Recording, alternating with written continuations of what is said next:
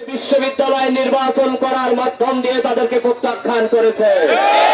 সম্মানিত উপস্থিতি, আপনারা খেয়াল করেছেন ত্রয়োদশ জাতীয় সংসদ নির্বাচনে যখন ইয়াংরা যুবকরা এক শ্রেণীর মানুষকে প্রত্যাখ্যান করলো, তারা সেটাকে মেনে নিতে না পেরে এদেশের যারা সব থেকে সম্মানিত আমাদের যাদেরকে যারা আমাদের বুকে আমাদের পেটে ধারণ করেছেন আমাদের সম্মানিত মা এবং বোনদেরকে তারা লাঞ্ছিত এবং অপমান করার মাধ্যম দিয়ে আগামী দিনে এদেশের কোন মা এবং বোনেরা তাদেরকে আর গ্রহণ করবে না।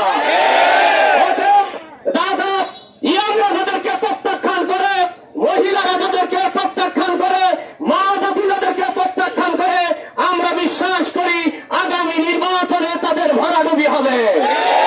সম্মানিত উপস্থিতি, আজকের এই মিছিল থেকে আপনাদেরকে বলতে চাই, এখন থেকে প্রত্যেক দিন বাড়িতে বাড়িতে গিয়ে মানুষের কাছে কাছে গিয়ে দাঁড়িপাল্লার ভোট চাইতে থাকবেন। আর যারা মানুষকে হুমকি দিতে থাকে তারা হুমকি দিতে থাক।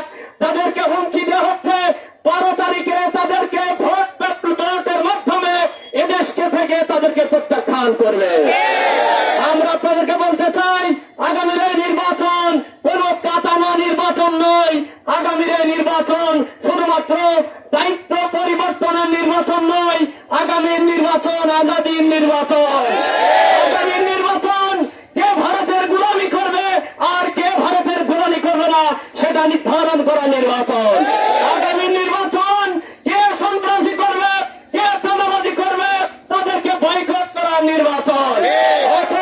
আগামী নির্বাচনে আমরা আমাদের বন্ধুদেরকে বলতে চাই, আসুন প্রতিযোগিতা করে মানুষের মন জয় করে ক্ষমতার মসনদে ক্ষমতার মসনদে আমরা আহরণ করি।